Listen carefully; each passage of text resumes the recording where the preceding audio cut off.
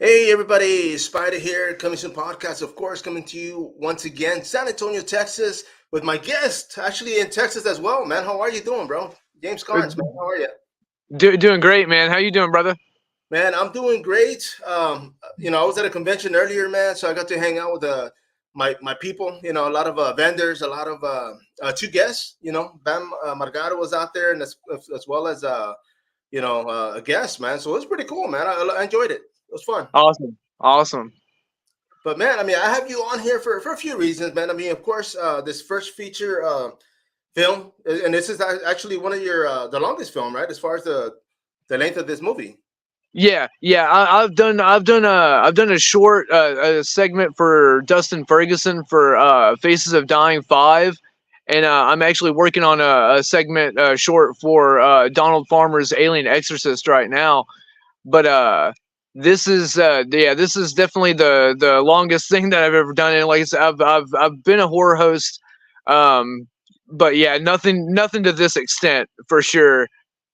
And of course, man, I mean, being that that you first started on this, I mean, this is one of the goals, right? I mean, you want to be able to do something like this and more. Yeah. Oh yeah, for sure, and in long term, yeah. Like I'm not. I'm definitely not in it.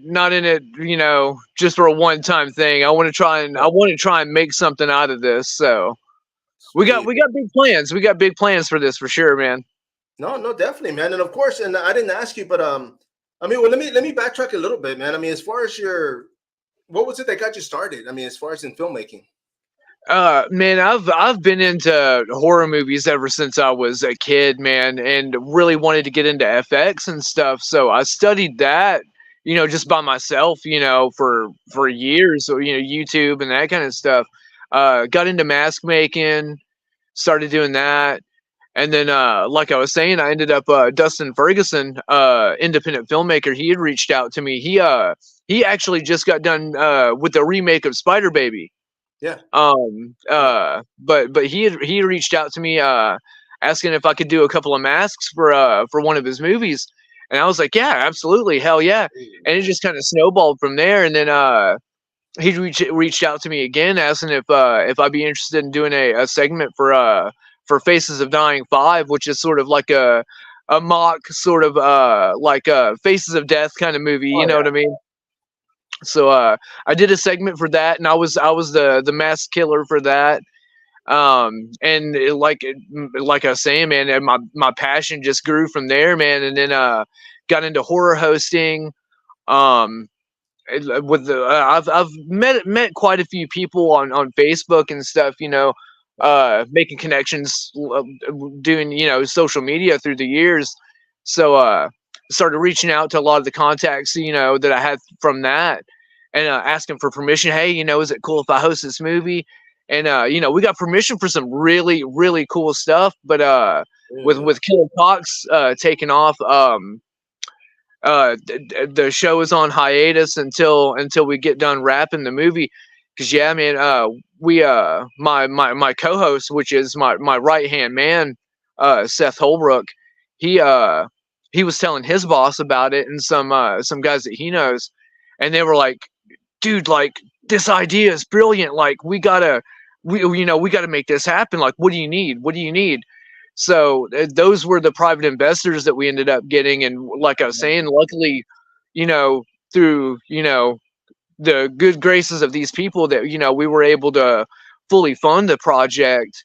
And like, it's by no means, I mean, it's very small budget. I mean, we're working with like $5,000 for the budget. Man, you see, but I mean, for something like that, because I mean, I always hear, I mean, of course, it takes money to get things moving. I mean, I get it. Paying the actors. I mean, just production, but a lot of it, I would say, man, because even with a budget like that, as long as the talent's there, the story's there, it can still be something that can go big, man. I mean, Oh so yeah, that's for still sure. pretty good. For sure, man. That's like yeah, and what, again, one of the things that really got me into it was, I'm a big Lloyd Kaufman fan. Huge fan of Lloyd Kaufman's. Um I was watching Make Your Own Damn Movie. and that was like one of the big things with that. And of course, with with low budget indie filmmakers, we gotta we gotta use what we have access to, and that's one of the big things. And we raise chickens and stuff, and just like one day, whenever I was watching that, it just sort of clicked, man, and I was like, killer cocks. I was like, a Oh, mutant chicken. I mean, especially with the the killer animal craze with yeah, Cocaine Bear and Crack Coon and all those taking off. So I was like, man, let's get in on this. But bro. yeah, it's definitely it's a little bit different. It's definitely old school '80s vibe for sure, man. It's all practical effects, no CG at all. Nice. Um, Yeah. we definitely went with the sci-fi rat. There's no our chickens aren't involved in any controlled substances. It's all it's like a meteor shower is what ends up mutating all the chickens and Oh, pretty turning them cool, man. into I can definitely appreciate that. Heck yeah. bloodthirsty, ravenous creatures. Sort of like call back to like Night of the Comet and that sort of thing. But I see the poster behind you, Critters. Oh yeah. Critters is another a big inspiration for this movie. Oh, nice. No, you see, and I mean, just the name itself, man. When I first heard it, I was like, dude, that's gotta have a whole '80s theme to it, man. Because I grew up with that stuff, and I'm sure others out there eat it up, because we love that stuff. Because I mean, I'm here in San Antonio. I mean, I know you're in Texas, but in San Antonio, like we grew up with neighbors that used to fight dogs. They used to fight chickens. They used to fight each other, bro. I mean, it was Yeah, fighting in the yard, but it's yeah. just That's the way it is here in Texas, man. Shit gets wild here in Texas. yeah, bro. But that's cool, man. I can definitely, especially the whole meteor shower, man. And I was gonna ask you, I didn't know if you could give that away, but I mean, I love that because I mean, just like every so often, we get that blood moon, we get those you'll never see again in 20 years or whatever, and it's kind of like wow, what would happen if the moon like tweaks people and just it's just you never know, man. So it makes sense. Right. Exactly. You never, and that's one of those things too, man. That like the with like that outer space shit, man. Like there's some crazy stuff out there, man. Like it's like the stuff that's at the bottom of the ocean, man. Like it's so untapped. Like you don't know what's in there. You know what I mean? Like it's so vast. It could be any damn thing. No, you see, and I have a friend of mine. He's actually one of the fighters here because I follow combat sports a lot.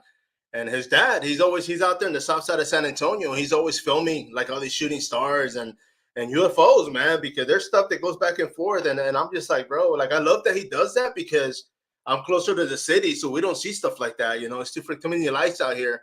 But Right. yeah, man, it's just stuff that we don't know. We really don't. It's like they still talk about the moon landing and it being fake and it's like back then and even now we kind of have to believe it because what else can we say? Like, oh, it's not true. It's our government, telling us the truth. Right. Exactly, man. Exactly. But that's But yeah, cool, dude. man. And again, man, getting back to that, like we were blessed, with having everybody that jumped on board. Not only the people that are going to be in front of the camera, but the guys that helped us financially. But yeah, the people, like I said, that are in front of the camera. That whenever I started reaching out to people, I was like, hey, man, like the first person I reached out to was another fellow Texan actor, Parrish Randall from Okay. Circus of the Dead. Yeah. He was he's a damn good friend, man. I reached out to him and I was like, hey, would you be interested in doing this with us? And he was like, absolutely. And it's like right then and there, like I gave him the elevator pitch, and he was sold. He's like, I'm in. And like it was kind of then, and Frank Farrell, the writer director of Spookies, Street Trash, he's playing Paul, the patriarch of the Bronson family, the main characters of the movie. I reached out to him too, and he was basically same thing, and that's when I was like, I think I really do, it kind of helped feed the fire for what I mean, like helping me believe in the project as well, seeing that all these other people people that in my like in my eyes, these people are huge. Like having them back me and like wanting to be a part of it too. That really helps fuel the fire for sure, man. No, you see, and that's kind of one of those things because even like for example, like combat sports, man, even though like the UFC is there and all these other bigger promotions, it's still a small like community, and the fact that Yeah, promoters help somebody else or fighters, it's kind of like the same thing with indie films, man, because a lot of times, I mean, you have to rely on people that are as crazy and as motivated as you are, to be able to believe in something like that. exactly. And yeah, and that's one of the people that I reached out to was Alan Carnes. I mentioned Crackoon earlier. He actually did the puppets for Crackoon. Oh, He's one of the contestants in Face Off, the show that used to be on Sci-Fi Channel. But that's who's doing our puppets for Killer Cox. He's making us a couple of giant 3 foot tall mutant rooster puppets. oh snap, dude. Yeah, we're pretty stoked about that, man. And like I was saying, I know you've seen the poster that we got. Like I said, uh man, like we were totally going for like a total like I said, Critters vibe, 80s vibe. Like I said, everything that we're using, it's all actual live footage of our chickens, and then the puppet, and we've got miniature sets, we've got a whole lot of stuff coming, man. And we've even got an explosion, man. We've even got an explosion. Dude, and as a matter of fact, I'm gonna put this up real quick just so people can see it, man. There Awesome, you appreciate go, it, bro. man. Killer Cox, bro. I mean, you can't get any better than that. And of course, just when you thought it was safe to go back in the coop, man. Yep, Brilliant, yep. brilliant. Love it. Hell yeah, appreciate it, man. Yeah, and this is one of those things that too, like it's like we wanted to have, of course, being my first film, I wanted to get my feet wet with something that wasn't gonna be too costly, Right. but something that we were gonna have fun doing. And like I was saying, the horror comedy aspect of this, like it's gonna make this a really fun movie. I'll say that for sure, man. And of course, I think, and I don't think I read this wrong, but I mean, you guys are gonna have perks on Indigo. Is that correct? No, there is no Indiegogo. Like we're already fully funded. Like I said, we got private investors, luckily, to fully fund us, and we're basically ready to go, man. We're waiting on the oh, speaking of, there just went a shooting star right there. Oh, That's there wild, you go. man. That's That's what wild, started, man. man. But yeah, we've already got the puppets. They're under the knife right now. Alan Carnes is working on those. We'll have those by the end of February, and that's really what we're waiting on is that, and then some more some set building. Like we've already got all the locations already planned out. Nice.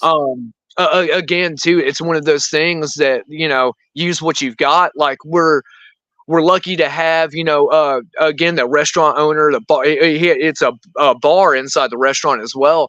So we've got a bar for our bar scenes. We've got multiple people letting us use their houses. Like it stuff like that really helped us out a lot on budget for sure, man. And yeah, dude, like I was saying, by March we'll be filming. We're just pretty much waiting on the construction of the puppets, and like I was saying, we're gonna have to do a little bit of set construction, but not a whole lot. But yeah, by March, man, by mid March we'll be filming. Man, and of course, I mean, because you're getting those puppets made, those are going to be keepers, right? You're going to be keeping those. We're keeping one of them, Okay. and then Alan Carnes, the guy who's making the puppets, he's gonna keep one of them. Oh, okay, okay, cool, man. I mean, I was thinking, I was like, dude, that's definitely be a nice little prop to keep, man, because your Oh first, yeah, for first sure. full length, For man. for sure. And the way it's going, man, I don't know. I mean, the possibilities are endless. I mean, we'll just have to see, how everybody takes it. But so far, it seems like, even just like the me telling people about it and that sort of stuff, a lot of people it's generated a lot of interest. So No, I'm yeah, I'm I'm, I'm hoping we can keep it going, man. yeah, because just the people that are involved, man. I mean, that alone, like you said, it means for me that's like more than money because for them to say like, "Hey, I like this enough to get on there or help out." I mean, that's that's priceless, bro. Right, exactly. And yeah, I didn't mention that. I mean, I mentioned it to you, but Lloyd Kaufman is going to be on as our narrator. I mean, that right there. I mean, that's like my Stan Lee. Yeah. You know what I mean? Oh Like, I yeah. mean, I've looked up to this guy ever since I was a kid. And again too, Michael St. Michael's from the Greasy Strangler. That's another one we just recently officially got him signed on. So yeah, yeah. If you haven't seen the Greasy Strangler, oh, I can't stress enough. Go see the Greasy Strangler. That movie's freaking amazing. Nice, man, bro. And of course, man, because this is your first full length. I mean, how are you preparing for it? Because of course the storyline gets bigger, longer. Your time away from home is going to get longer. I would assume. I mean, how far are you going to be from home? And not far, man. We're actually all the filming locations are pretty much right here in Central Texas. The furthest filming location is probably going to be around Bastrop. Okay, okay. And of course, for So those that don't know, you are in Waco, Texas, right? yeah, I'm right outside Waco, Texas. So yeah, our filming locations, yeah, right now the ones that we've got Waco, Mahia, McGregor, and Whitney. Nice. And like I was saying, Bastrop. There's a few places. There's a certain bridge that I know that a few people probably already know what bridge I'm talking about. That's been in horror movie history in Bastrop. That I've Yeah. got to. I'm basically driving 2 hours just to get this shot on this bridge that has absolutely nothing to do with the story, but I want You this have to fucking put it in shot. there, So. bro.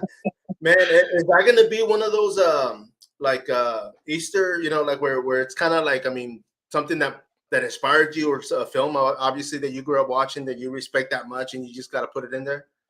Oh yeah, for sure. And there's definitely a ton of Easter eggs that are gonna be.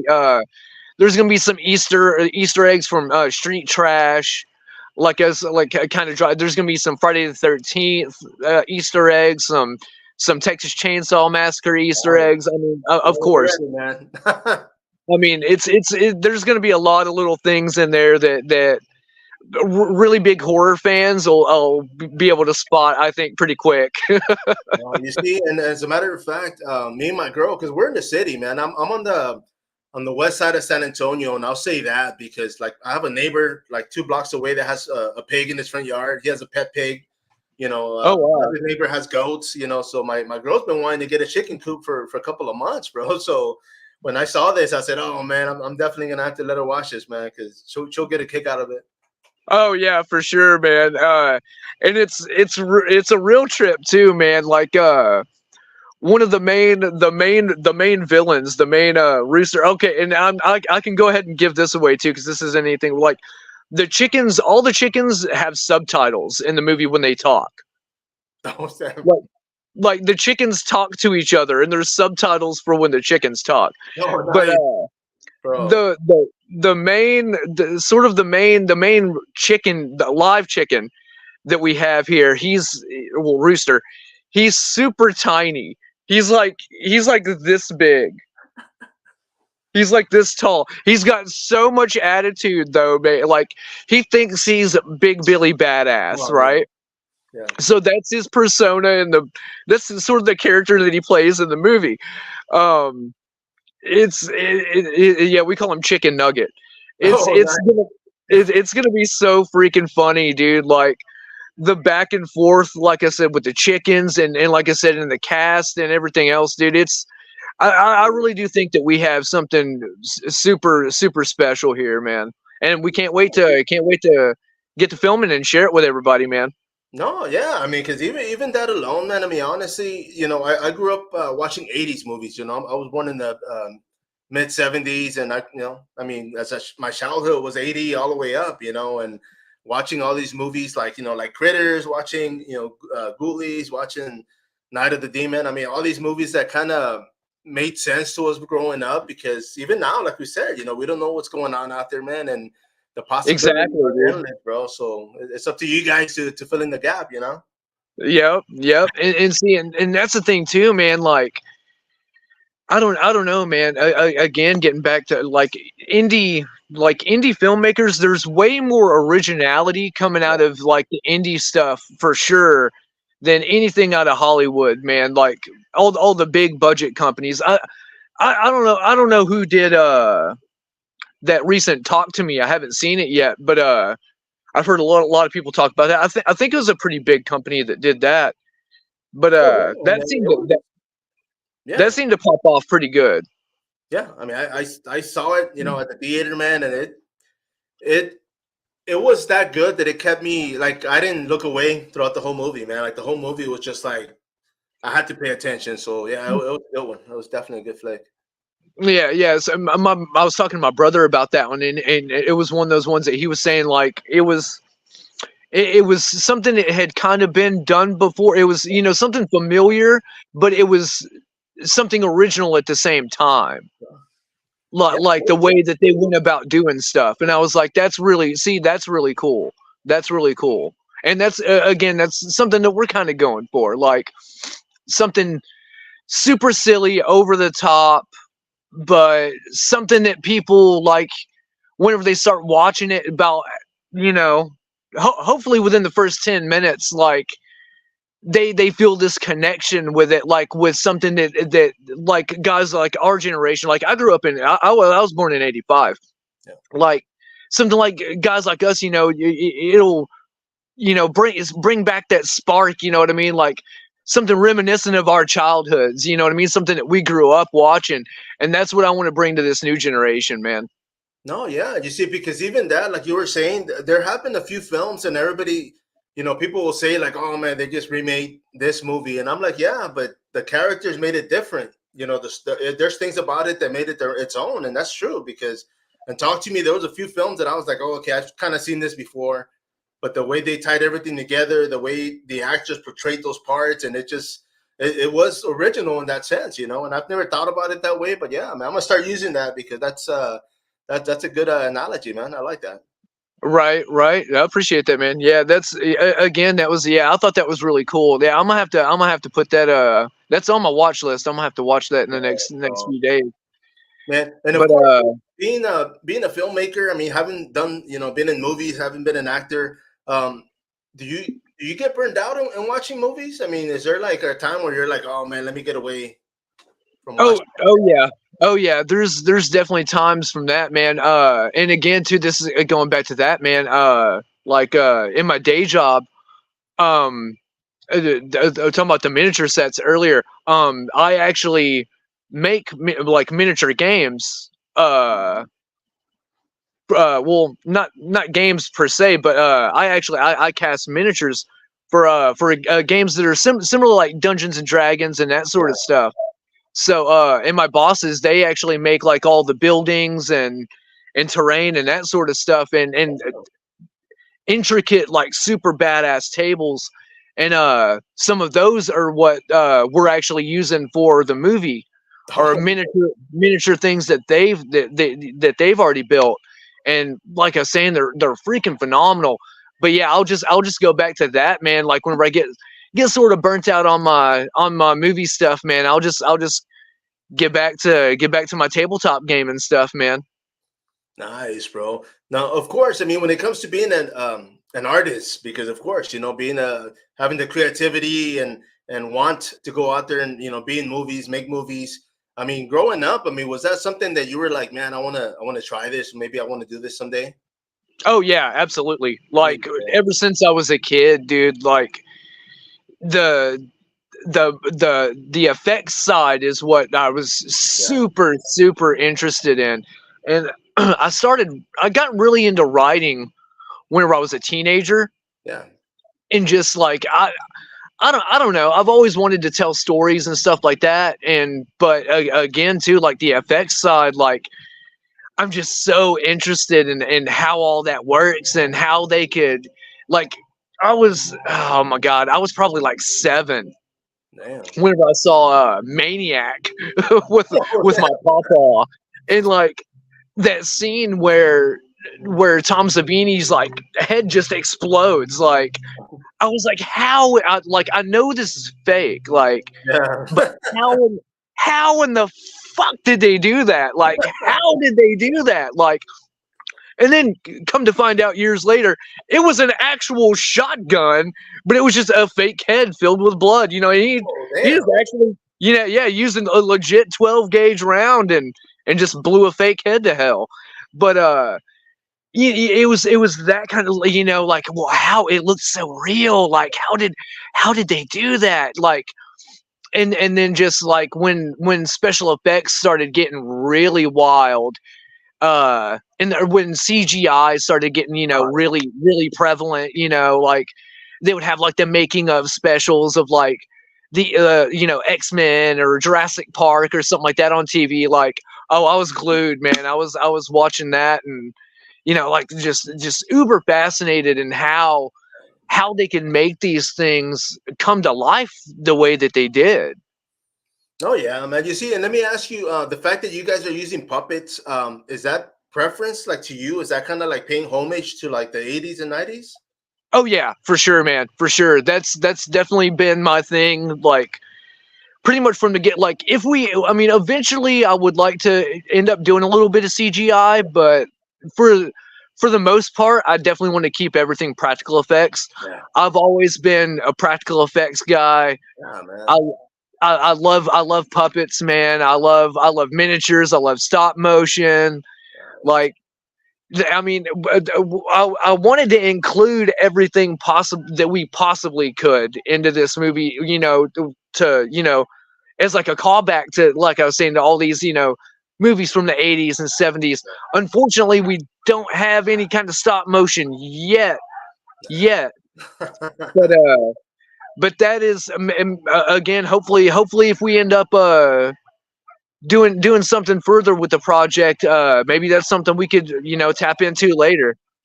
No, yeah, because even myself, man. I mean, growing up and watching films like that. I mean, back then we could pause it on the VCR and kind of be like, okay, let me see how that worked, and it was so quick that a lot of times you couldn't see it. It wasn't until later on when it was released on DVD or a sharper image, that you were able to see that it was a fake balloon or it was something that just kind of.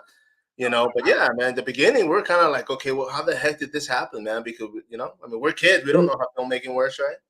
Right, exactly.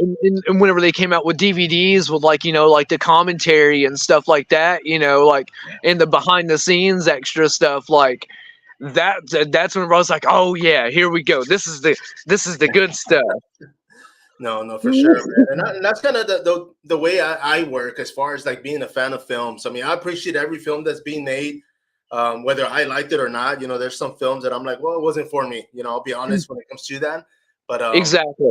I still gotta watch it, and I'm like, okay, well, you know what, it might be up. And a lot of people do like films that I don't, and it's just like, okay, it wasn't up my alley, but as long as people enjoy it, and you know, Exactly, man. It's like food, man. Everybody's got a taste. Everybody's got a palate for something else, man. Like, exactly. what we might not like, somebody else might love, and what we love, somebody else might absolutely fucking hate. Yeah, But it's just one of those things, man. Like, you know what I mean. Like you were saying, there's movies. I mean, there's a movie for everybody out there somewhere. You know what I mean? Like, just because we don't like it, yeah, somebody else, may absolutely love it. Go nuts over it. yeah, you see, and then they're out there. I mean, of course, for myself, man. I mean, I grew up, like I said. I mean, here in San Antonio. As a kid, we had cable back then, on and off. We didn't have it all the time, but Right. because of that, I ended up growing up watching a lot of black and white, man, like Twilight Zone. Alfred Hitchcock. I always tell people I'm kind of glad that I grew up like that because I would have missed a whole generation. I grew up playing when my friends were playing Nintendo, I was playing Atari. Because it was handing Yeah. around and so I'm glad, because I did grow up with my sisters were listening to disco and I grew up with that. My older brothers were listening to ACDC and hard rock and so I appreciate that because it's like if it would have been different, then I would have missed out like on a lot of cool stuff, man. Yeah, exactly, dude. Exactly. Yeah, like you were saying. Yeah, I grew up in Royce City, Yeah, um, down around sort of by Dallas. Um, and yeah, man. I mean, at that point in time, Royce City was tiny. It wasn't what it is now. But there was I mean there was a like a convenience store down the street from us, and they rented movies. So that's how we got our entertainment mostly. And like you were saying, we had satellite. So eventually, but yeah, and then we get some really cool shit on HBO.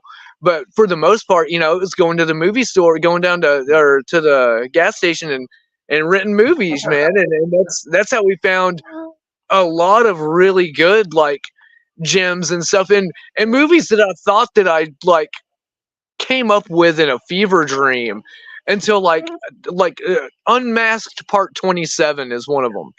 yeah. I don't know if you've ever heard of this movie, or like, I thought I dreamed this damn movie up, like, but for some reason it stuck out with me for years. And like here a while back, I was like, I'm gonna Google this just to see if I actually did, like, if that movie was real or if I dreamed that up. And sure enough, it was real. But yeah, I mean, there's so many good movies out there, and dude, Razorback. Yeah, Razorback was another bro. one that was Yeah. like a big one for us growing up, dude. Like that one, and Maniac Cop Oh yeah, 2. classics, man. Those were big staples in our house. A Nightbreed, Yeah. like those were big movies in our house when we were younger, man. No, yeah, you see, like all those I have on VHS. I'm glad to say, because it's a lot of those that, and it took a while because even now, like I'll go through YouTube and I'll find movies I had no idea existed, and I'm like, damn, I'm never gonna finish these, man. Which is good, there's always something. But yeah, Right, man, a lot of these classics that I grew up with. I mean, you mentioned quite a few, and there's still movies that I'll see a clip and I'm like, dude, I remember now. I haven't seen that movie for forever, so it's like I look it up and it's like, okay, boom, I gotta watch it on YouTube or another stream, it's right, definitely a lot of right. classics, man. It's a lot of. I think there was one. What the heck was it? And I saw it the other day, man. But it was with that robot that it's at the mall. Heck, I can't believe it. I forgot the name. Chopping Mall. Yes, yes, true, man. Now I was watching it the other day, and I said, man, I had not seen that in years. So it just one of Yeah, those. Okay, but like you were saying, because I was like, I remember this movie. I just don't know where I saw it or when, but and sure enough, man, yeah, I Googled it and it was like boom. So I had to yeah. watch One of those ones that stuck with you, man. it. Yeah. But man, but yeah, but you know what? Let me ask you, when it comes to I mean, being a filmmaker, I mean, of course, acting, I mean, you're still gonna be doing acting, you're still gonna be doing effects and everything else. I might end up doing a scene here or there, maybe acting in Killer Cox. But the effects, I'm doing some of the effects, but I've actually got a couple of guys, a couple of really good friends of mine, John Shepard and Brian Bynum.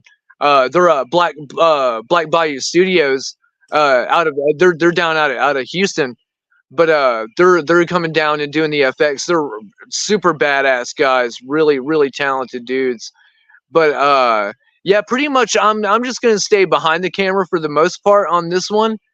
But yeah, we're definitely gonna be coming back. Like I was saying, after we wrap, we plan on hopefully wrapping at the end of March, mid-April. Yeah.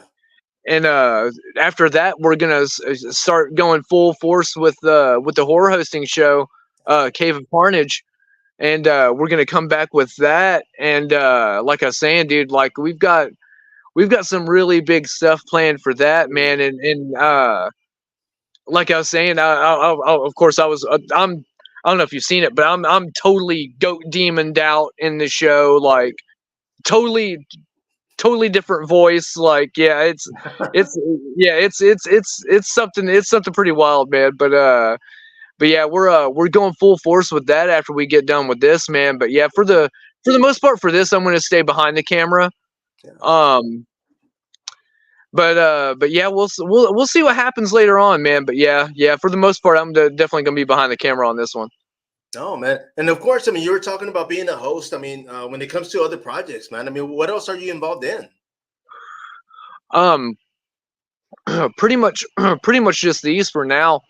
Like I was saying, I've done a couple of things. Like I said, I did the segment for Don.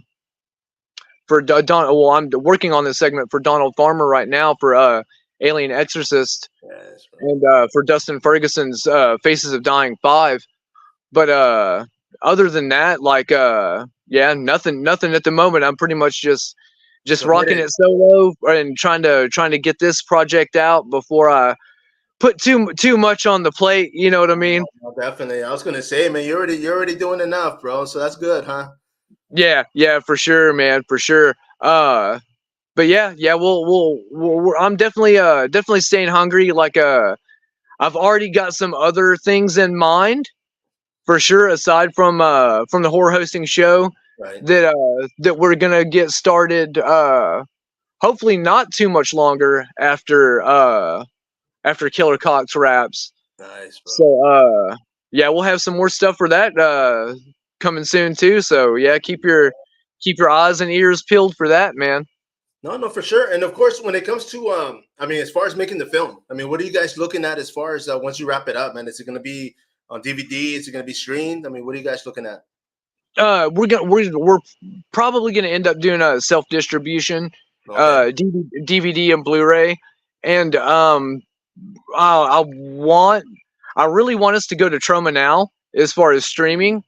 That's the plan. So hopefully we can get that going, man. Excuse me. I don't think Amazon.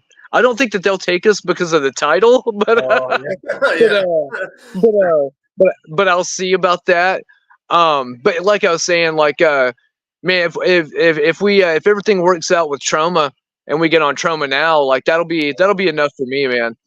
No, no, for sure, man. Because of course, I mean, having him on there and having him, help out. I mean, it definitely makes sense, man. Because it's if anything, I mean, the movie's that good. It sounds that good. I mean, I ain't gonna lie, I haven't even, it's not even out yet, but it's just the storyline's hot, dude. I mean, the when it comes to the actors, the narrating, I mean, you're talking puppets. I mean, that's crazy, man. That's like, it's definitely gonna be one for people like myself and yourself to enjoy, man. Be able to sit back and be like, okay, that's a puppet, but we're still gonna love it, right? Yeah, exactly, man. Exactly. Like I said, it's gonna be a whole lot of fun for sure, man. For sure. And let me ask you, of course, I mean, there's going to be no perks. I mean, you guys are already fully funded, but what about posters, man? What would we be able to get a poster? Oh yeah, we'll definitely have posters. We'll have an Etsy store probably pretty soon. Oh, okay, okay. To help with distribution funds and that sort of stuff. So we'll have. I mean, I'm already working on getting bumper stickers made. Nice. And we'll have. Yeah, it's hilarious. Dude.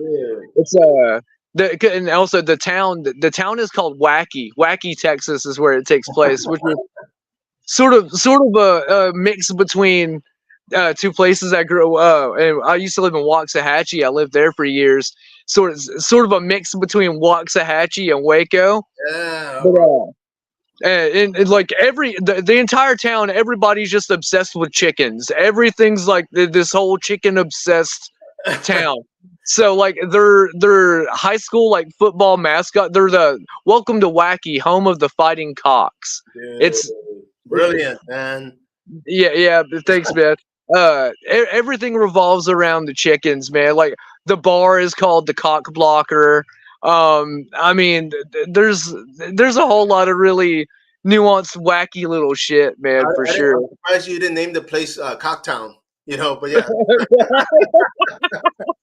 but that's cool though, man. I mean, and that's actually funny because, like, being that you're in a small town. I mean, of course, everything is going to be what's mostly being distributed from there. If it's oil or if it's cattle or if it's going to be poultry, of course. It's Texas, bro. Right, Sense. right. Yeah, these small towns, man. That's the way it is, dude. Like, what if there's like a product or something that like the town is known for? Like, a lot of times, like they'll fucking run with it and they'll just go ape shit. Yeah. So that's kind of what I did here with this too, man. Yeah, that's cool, man. You see, and it gives the movie itself like an old small town feel. You know, the whole night of the comments. You know, when it happened, the meteor shot through, and it's like all hell broke loose. You know, so that's man, I'm digging it, man. I ain't gonna lie, dude. That's actually something to look forward to, bro.